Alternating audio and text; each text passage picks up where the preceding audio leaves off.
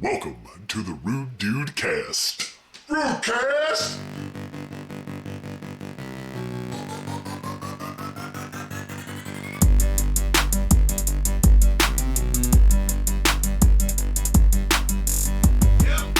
Oop, oop. Yep. I can't hear it, but I know that's happening. You're not muted. We're both in the recording right now. Welcome, everybody. It's coming in soon. Enjoy that theme. It's a classic.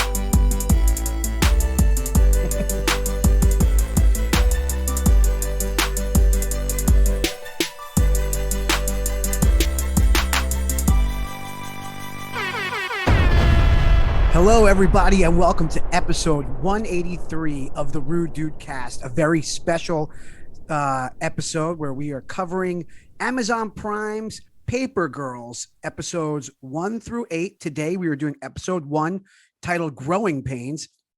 I'm your man, BMT, Big Mike Terry. On the other side of the screen is your man, the doctor, Dr. Dan Marone. As we are here on a Saturday, we have done something that no one does anymore, and we've watched one episode of a show and refused to binge watch it, so we can bring you a clear analysis of Amazon Prime's Paper Girls. Stephanie, what's her name? Wow, I'm already off to a good start, Dan. Stephanie Folsom's take on Brian K. Vaughan's comic book. So, Dan, how's it going? Good, very good. Hopefully, our audio levels are a little bit better today. It's been a while since I've been in the podcast audio mixing game, so our levels were a little messed up for the last episode. If you listen in earbuds, they sound fine, but if you play it in a car, I'm like 10 times louder than you. So hopefully that's fixed today, and I took some of the bass out of my voice. Probably not. Probably sounds exactly the same. And I'm eating the mic today, so we're probably just really messing it up. We're overcompensating, like that's what people do. So last night so if new listeners, welcome back. If you joining us, or hello, old listeners, welcome back. Thanks for finding us. We're on Spotify now, which is crazy. YouTube, we're kind of everywhere. So please share if you like the show. Or if we got it up on Spotify. It was 10 times easier than I thought. Back in 2015, when we used to do this podcast, you had to like I don't even think podcasts were on Spotify at that point. But then when when they started rolling out podcasts, we couldn't get on it. Like I tried and I submitted it, but they never answered me. So it was like a thing you had to audition your not audition, but you had to submit, and like there was a good chance that you were going to get refused, and they didn't even bother refusing me. They just didn't acknowledge it. So Dan, we did our preview episode yesterday. If you didn't catch that, that's fine. It was basically us just talking about, how we brought the latest and greatest of video games, wrestling, horror movies, comic books for years as a podcast. And we're back because we read this comic book, Paper Girls, and there was a lot we loved about it and didn't like. And we were very excited when Amazon announced that they were going to bring it to life. And first, we weren't sure if it was going to be a cartoon, but it is live action. And we're here to kind of discuss episode 1, Growing Pains. Our initial reactions. We're not going to break it down. There's probably a million other podcasts that will go scene by scene. We're just going to kind of pick out the things that we liked, didn't like, and then, find us in the comment section on wherever you're listening to. And your cat is being nefarious in the background. Oh, it's going to get worse. She lives on my mouse pad, so she's probably going to plop her ass down right here. And there's a cat and a mouse pad. And that's a dad joke. Yes.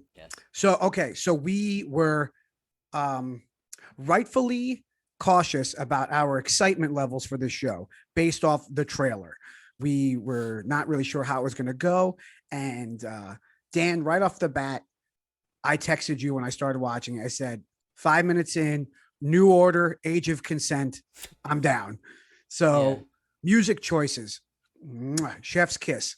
I thought they really nailed the songs that they used right off the bat. I don't know if I love the original score, like the original music that they wrote for it, like during the scenes where they were locked down. But I'm getting ahead of myself. Dan, what did you think overall of episode 1? Thumbs up, thumbs down. I'm gonna go flat in the middle because there's some things that it's too soon to tell. Like there's some things that I just really for episode 1. Yeah, that's what I'm saying. Like okay, so say you didn't read the comic book, would you continue watching from here? No.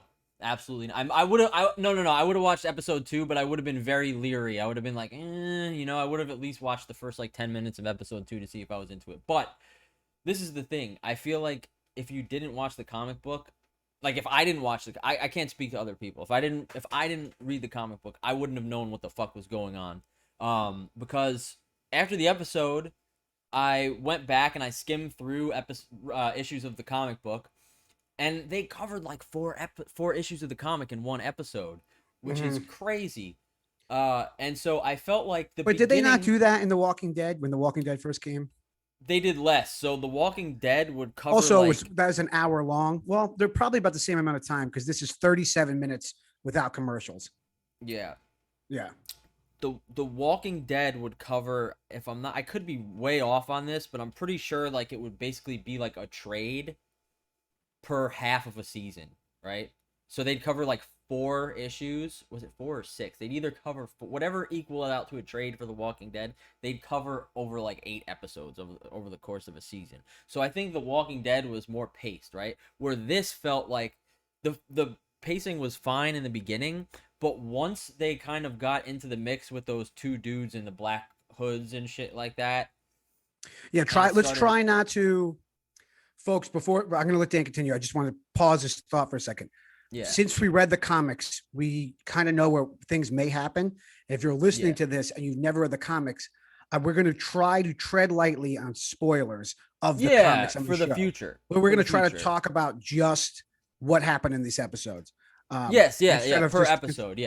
So we apologize if something may slip out, but I don't think it will. I think we're going to be pretty good about it. But continue on, Dan. I will talk about things that were in the comic book that they got cut from the show, or that they didn't include in the show, though. You know what I mean? Right. But anyway, so a good example of that would be like something like the gun and how Aaron was shot. Right. Yeah, they're totally very different in the book.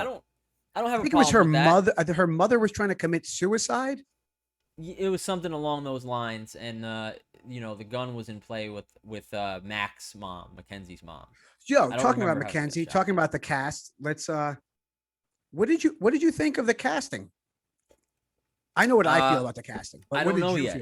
It's too soon. That's what I mean when I say it's too soon to tell. I think Mackenzie has, and like I don't want to go too harsh because yes, they are kids. But like that's not an excuse because like we have the Goonies, we have Stranger Things, we have the things we've talked about. You know what I mean? A preview episode. We have plenty of great child actors. And I don't want to go too lightly. I want to be brutally honest with how I feel about this show because let's be honest, this is fucking Amazon. You know what I mean? Like this is when they have money. If you've ever played Cyberpunk 2077, you know about the corporate wars and like the world is run by corporations and not government at that point. Like. If you played Cyberpunk, you know who Arasaka is. Amazon in 2077, when the corporations are running the world, Amazon's going to be running the world. They have all the budget in the world. So there's no excuse for them not to cast the best actors and have the best special effects and have, you know what I mean? They have the money to like put on like a Stranger Things quality show. You know so I mean? I thought it looked good. I thought the camera looked good. We're not talking about special effects, just in general. The general look of the show. Yeah, it had its own thing because I know a lot of people are gonna be like, "Well, this is like Stranger Things. It's just a copy of Stranger Things. Yeah. It just looks absolutely. It's different than Stranger Things. Way different. Already, by the end of the first episode, we're already out of Stranger Things comparisons. Oh yeah. And the thing is, because there's 4 kids on a bike in the '80s, and they're out of the '80s. They're in the '80s for 2 seconds. We're in 2019 at the end of episode 1. You know what I mean? The reference of the '80s. Or it might not be 2019. Maybe, I don't know. They show the calendar. Oh, okay. The reference of the 80s in the comic book in the very beginning, 2015, 2010. Oh, the comic book it wasn't in the present time. It came out in 2015, but in the comic books, that's where they jumped to. Right. I think. Yeah. So, but when it comes to the casting, I thought Mackenzie was great. That actress is really, really good. She has the most charisma. Oh yeah, and her character needs it. Yeah, Sophia Rosinski, she played Mac. Tiffany Quilkin was played by Cameron Jones. In my opinion, the jury's still out on her. I don't think her character got enough in this episode. No, that's Tiffany. Tiffany, yeah. The African American girl. she I think her character doesn't shine enough in this episode, so I wasn't really sure. Also, I think she might be younger. Like she just looking at her IMDb picture here, I feel like she's younger than everybody else. Just I don't know. That could be just wrong. I don't know. I know like I'm really bad at looking at like how old people are and just guessing. Um, it doesn't even say here like what year they were born on. I don't know. To me, they on look here. like they're really 12. Yeah, I think yeah. that's I that's kept something that asking was my in, I kept asking my wife while we were watching. I'm like, do they look like 12? Do they talk like 12? yeah, I mean, yeah. the language is good, and we were worried about that, like them kind of Disneying it up. I thought the language is good. I think they took out some of the homophobic slurs that don't need to be there to tell the story. Yeah, Um, but they did have that one little like racist remark, well, that's for the which time and for yeah, just like that's what I'm in saying. You're general. trying to depict the time period, and like I mean, Yep. and let's be honest, it's not like racism doesn't exist today either. But What I are you think talking back about? The then, world's perfect and amazing. yeah, but I think it's more likely that something like that would have occurred like in the 80s. I mean, Yep. it still happens every day. I've seen, if you ever watch Twitch and you watch anyone like that's like an IRL streamer, you'll see that shit happen on the streets every day. You know what I mean? Like Right. people are still Right. pieces of trash today, but they're just trying Right. to depict that it was a different time, even Right. though So it I still thought that happens. they didn't like kind of sugarcoat Disney it as much as we were worried about. The trailer definitely made it seem that way. The first episode's a little grittier, when it said 16 plus foul language, adult content. I was like, okay, this could be, we'll see what's up. So back to the cast. So KJ played by Fina Straza. I'm going to butcher these names. And Erin played by Riley Lai Nillette. And an adult Erin at the end is played by Ali Wong. Adina Porter plays a character that we haven't learned their name yet. She was the futuristic woman at the Yeah, end, excuse me. and then we had the two. Well, let's just focus about the girls right now. So the girls, I thought the casting, they look great. The acting was fine for the most part. I think they're doing a great job. I think that they nailed the looks of everybody. It looks like the Yeah. comic book. Yes. Yes. The Yes. the show is very purple and blue, like the comic book. It kept the aesthetic, which it's funny because I was scrolling around Instagram, just promoting the Rude Dude Cast for this special series we're doing on Paper Girls, and I saw that the colorist and uh the illustrator Cliff Chang was like commenting on stuff, and he was just like, "Oh man, they're gonna totally like destroy my color palette," on the show, or worried about it. But he seemed pretty cool about it and stoked about it. And Yeah. how can you not be stoked if you created a piece of art and then it got picked up and turned into something else? Like I think that's super Yeah. cool. Yeah. So I thought the actors were fine and they were good, and they have they have a lot to carry because a lot of them haven't been in a lot of things yet. Um, so what did you think about the pacing or the storytelling? I thought it unfolded I thought pretty it was well. rushed. I Oh, thought it did was. you? I thought the second half was super rushed, and I felt like all right. So, like we said, we were gonna talk about things that weren't in the comic, right? Okay, So, yeah. two major things left out of what was covered in the comic books during this episode, right? The time machine.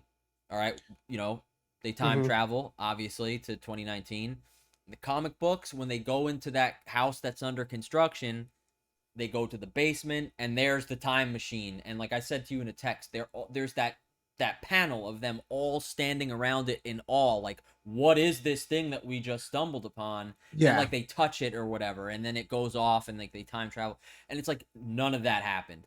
And to me, It like was very quick. Yeah. I said to you, to me, the panel of them around the time machine, like awestruck by it, is when you think of The Walking Dead. What's the thing that comes to mind first? The first visual image is that shot of Rick on horseback going into Atlanta on the dead highway, Sure. on the empty highway. It's like that's the first thing you think of, or if you're a weirdo, you think of the Don't Dead open inside doors. But Sure. Yeah. everyone Like that. thinks of the highway. To Yeah, me, yeah. them around the time machine is Rick on the highway, and it's like, how do you not put that in the episode? And then we were talking about in the intro episode about things about budget, right? Are they gonna? Yeah. How's the special effects gonna look? Are they gonna put the budget into it?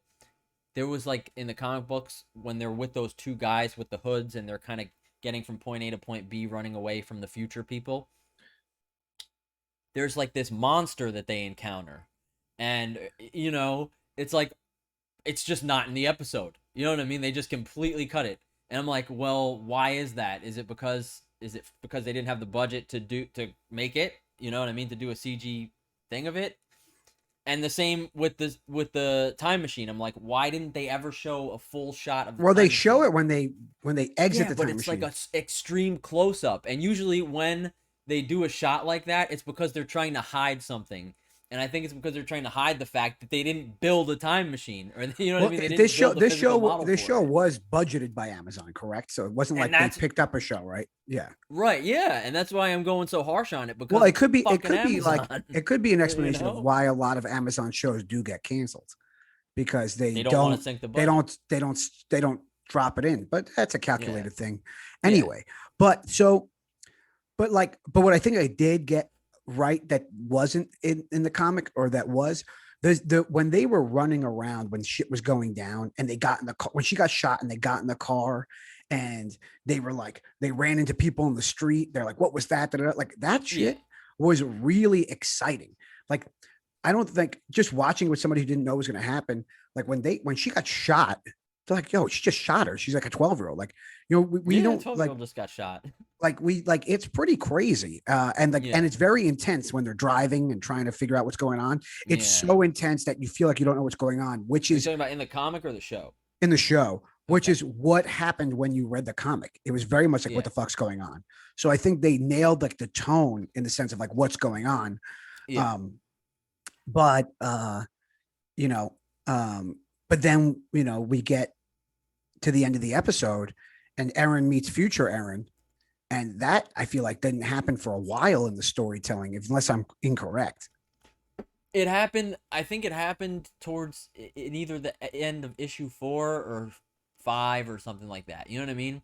And that's what I'm saying. I think they covered too much in the second half of the episode because it's like the first half of the episode is issue 1. And then from the second half of the episode to the end is like issue 3, 4, 5. And Right. it's like, And ladies, gentlemen, and whoever's listening, however you identify, there are only 30 issues in this comic book. So Yeah. so it's interesting. is it how only this- a season 1? Is it only going to be a 1-season thing? Is what I'm wondering now because it could be 2. I feel like it's got to be 2 because like they want to make money off of it if it does do well. And then after that they can kind of go off and do their own storytelling. It doesn't have to wrap up like the book does. right. And the way the book wraps up is pretty awesome. I mean, I think it left a lot of people like 50-50 on it, but that's how any ending of anything is. That's least- how I am 50-50 right now. At least what the ending of the comic book? No, the like how the ending whole- of the episode 1. I'm like, I'm just left talking about off the on it, ending like, in lukewarm. general. Like the ending in general. I don't of remember the how whole- it ended. We'll talk off air of how it ends, but it ends in such a specific way, like any other series where people are going to feel It like comes meh full about circle. it. Yeah, and not even They do the full circle. circle ending. Is that what they do? I don't remember. I'm not genuinely going to don't. say. I'm not going to say what Yeah. happens. But with time traveling, your guess of being full circle is not completely wrong, but it isn't right. So I think the show, like we were talking about yesterday in the preview episode, I think it's really going to be based on the girls, their chemistry together. And I think the scene that points that out the most is the kitchen scene where they're sitting in the kitchen and talking. I think that scene is very important. I think that the overall themes of the show are important. It's why, I know we're going to compare it a lot to Stranger Things because Stranger Things like took a lot from Yeah. the show and vice versa. But I think like the relationships and the, like, oh, like you're a rich kid or I don't have this, or like your mom's, xenophobic, or like Mhm. we give out full candy bars because she's afraid of the neighbors, and they're like, but we don't even do that. And we're like the dynamics of the girls is what's so important about it. And Absolutely. and like I hope it does not get lost in their ridiculous adventures, because that's exactly what happened in the comic books. Yeah. My absolute favorite thing from this episode was Mackenzie shooting that dude with a Roman candle, and then she went like this. Like, Yeah. it's fucking great. She did the loser sign for those listening to the After getting, podcast. imagine shooting someone with a Roman candle. Imagine getting Yeah. shot with a Roman candle, and the person that shot you is looking back at you like this. Yeah. Like, I think it's funny because I don't think Hell Day is a real thing. Like the day after Halloween. And it no, was, Devil's Night is the night before. You know? yeah, I was talking Maggie was like, "What's Hell Day?" I'm like, "This is a fantasy show. Like, just go with it. It's like it's a made up holiday." It's Cleveland. Yeah, it's Cleveland. Were they? It's Did a they say they were in Cleveland thing. Cleveland? Yeah, In it's a Cleveland, Cleveland whatever. thing. Um, No, I'm just but kidding. but you know what's funny? So you know we're as we do this, and like I said, this is very early on.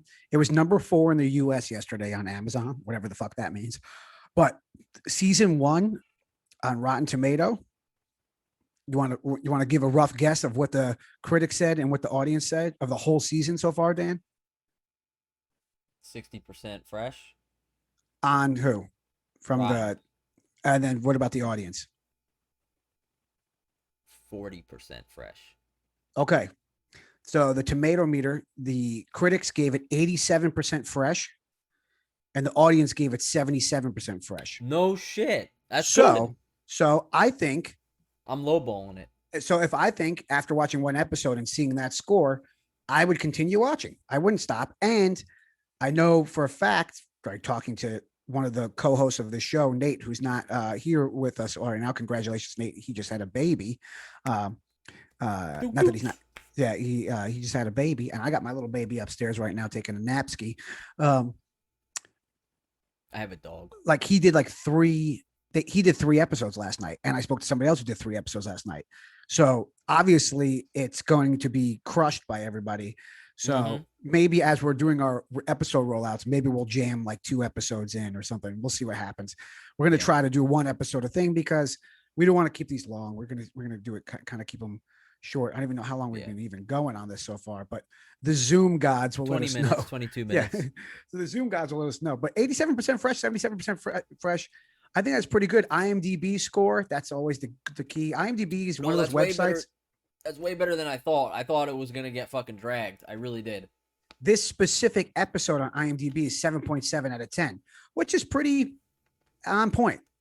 There was, I was factoring in like how good Stranger Things season 4 just was, so I thought people were gonna have that bar that they were gonna measure it up against, and that's why I was expecting it to get so lowballed. You know what I mean? Chrissy, wake up. Chrissy, wake up. Have you heard that? Sorry, you're talking about Stranger Things. Have you heard that song?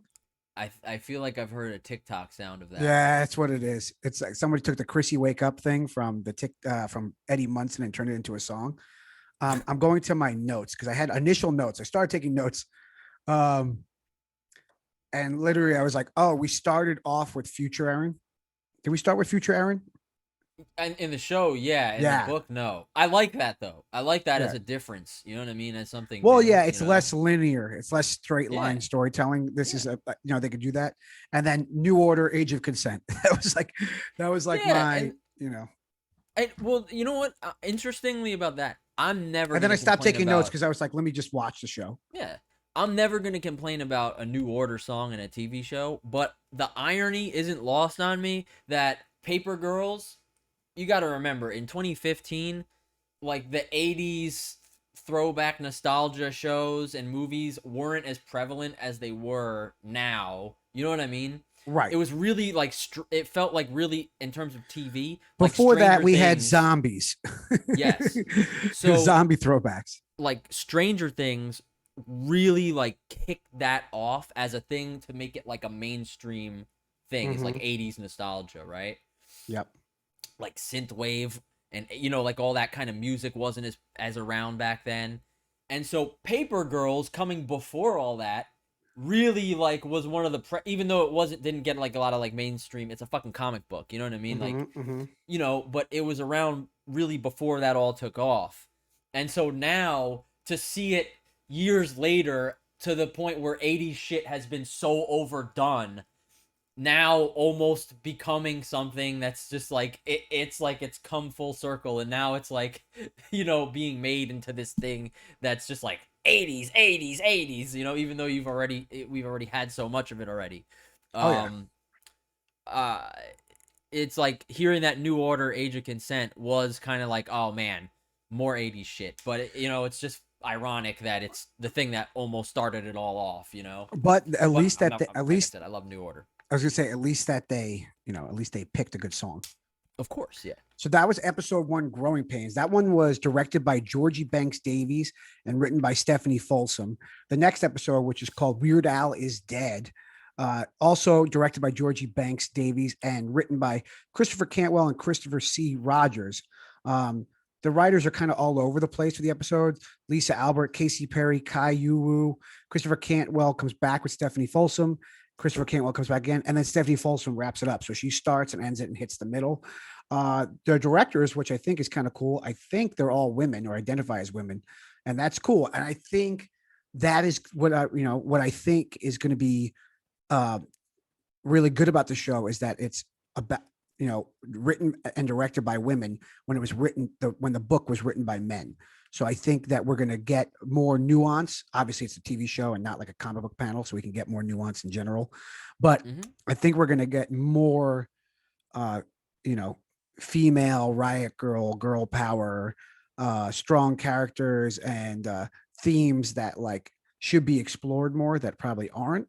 And that will carry the show. I think that's why the 87% Rotten Tomatoes rating is what it is. I think that the special effects may get looked past if they are kind of shoddy. Like, We got 10 minutes. okay, no worries. They are kind of shoddy when it comes to like the bullets and the laser guns or whatever it was. I thought the lighting was fine. The little bugs that ate the bullet out of Aaron or whoever or not Aaron, out of Tiffany, how they did that. I thought that was pretty good looking. But It looked better than the season 8 CGI deer from The Walking Dead. exactly. So that's one of those, that could be a thing where it's like, if the show does well enough, which based on those ratings, it could get a second season if it, and it has to get the buzz, just between when we dropped the preview episode and watching the first episode yesterday, I was seeing it everywhere. I was seeing it on ads. I was seeing, it was on Twitch, it was on TikTok. I was seeing it everywhere, and maybe because we were talking about it, and now we just notice it. Like like when you get a new car and then you see that car everywhere. But I feel like it's one of those things where I saw more people talking about it, more people watching it. So I guess it did get like a heavy push in the last couple of days. So if it gets a big word of mouth, which is what carries everything nowadays when it comes to TV shows and shit, I think it should get a second season. And I only look forward to episode 2, Weird Al is Dead, which is an interesting title. I don't know why. Well, are the titles let's anything think about related to the this. comic books? I don't know. I didn't really take a solid look at the names, but Weird Al is Dead implies that probably in the future that they time traveled to, Weird Al is dead, right? And they find out that Weird Al is dead now. But not in 2019. No, but I mean, who knows? Maybe it's not based off our reality, right? So, but one thing that I found interesting is that they chose 2019 as a future year to travel into, because in the comic books, like we said before, they went to 2010. Now, interestingly, I think it's funny that they chose 2019 because I think they were trying to avoid 2020, right? Because then you have to think about, well, do we put the pandemic into the show? Do we have everyone in masks? Like, do we, you know what I mean? You don't travel them into 2020. They just dodged it, so they said 2019, right? Right. Which is like, a lot of shows now, they put people in masks on the show when we're in the time. Yeah, I don't know. I think that would take you out of it. Or put you in it because it is time traveling. They could come to 2020 at some point. Who knows? I'm excited to see where it goes. Are you going to watch the second episode today? Yeah. Cool. Yeah, probably tonight. I'll probably watch it tonight. Got to watch AEW Rampage first. AEW Rampage. So, folks, please share the shows. Please comment. Let us know what you think about the show. Let us know what you think if we got something wrong or if we missed something from the comic that you want us to point out in the next episode, or if you're a fan of the show and didn't read the comic and you want to read it. It's, there's a great app called Libby. You can download it on your iPad or phone, and it connects straight to your local library. You just have to get a library card, and it's free. And you can download almost all the issues of the comic book. You can also, go to a comic book store and grab them. I'm sure it's going to become popular. That'll be the test to see how Yeah. popular it is. If you go to the comic book store or Barnes and Noble and see that Paper Girls is brought to the front, like that Yeah. means, or if they make the comic book cover using the images of the actors, like they do that all the time. Oh, good point. Yeah. I think it could be good. Like I thought it was good. I thought it was funny. I thought the show does have some charm with the actors. When Aaron got shot and was singing the Growing Pains theme. Yeah. The Stop Calling Me New Kid, which is totally something that happens in real life. It even happened with one of the hosts of the show. Nate was the new Yeah. kid, and we called him New Kid for a whole summer, and then we called him the kid. Totally. Because kids are assholes. So there's a. Yeah, and then yeah. I don't know. I think overall, I give it a thumbs up. It kind of was better than I expected it to be, and I usually go into things with a pretty high expectation. And this one I was a little timid about because that first teaser trailer, stoked. That long trailer really kind of threw me. And I think it'll be good. Episode 2, like we'll see. It must be good because if people are still watching it. So I'm excited. Stick with us. Dan, do you have anything you want to say to the people? See you soon in the next episode when we cover episode 2. And that's it. My next couple of days, keep an eye out on the podcatchers, the link tree, the Podomatic, the Spotify, YouTube, Instagram at the RuduCast. You can email us at rudocast@gmail.com if you have any questions, comments, or concerns. What is your shirt, by the way, Dan? Not to, ADD myself out of this. It's just a Dracula. It's funny because we were just talking about the other day how you don't like vampire things. I don't like vampire and werewolf things, specifically Twilight. But like I think it was hilarious. I like a lot. There's a vampire. Did you read? Did you watch Twilight or read Twilight? No. So how do you know you don't like it? Well, I've seen other things like I'm joking. Teen Wolf. Teen Wolf is a great fucking movie. Or are you talking about this TV show? I'm talking about the MTV TV show. Oh no, like the 2000s. No. Yeah. But you know what? Maybe I do like vampire shit because I think there's more vampire shit that I like. Like I like True Blood. I like. Did you ever see From Dusk Till Dawn? Yeah. And that movie traumatized me as a kid. Not even the movie, the trailer traumatized me. Oh, okay. Because there's this it's a good movie. shot of this Baraka from Mortal Kombat looking fucker. And yep. In the trailer. And it scared the shit out of me as a kid. So like every time that the trailer came on, I had to go like hide. You know what I mean? Yeah. Because I didn't want to see that one shot of the vampire. There's always that one shot in the trailer that scares you as a kid. Yeah, it's always like just there like was that. Yeah. Are You Afraid of the Dark had it? The Quicksilver? Go look that Yeah. up. Tale of the Quicksilver if you want to shit your pants. It's still scary. I'm a big horror fan, and you guys can go back and listen to our old episodes. We review a lot of horror movies and shit. I am afraid as an adult to go back to watch Are You Afraid of the Dark? Because I was afraid of it back then. It was scary, dude. It was scary. Mm-hmm. So, all right. Cool. Well, we'll catch you on the next one. Episode 2, Weird Al is Dead of Amazon Prime's Paper Girls, where the Rudu cast is BMT. That's Dr. Dan. And we'll see you in the future. Deuces and gooses.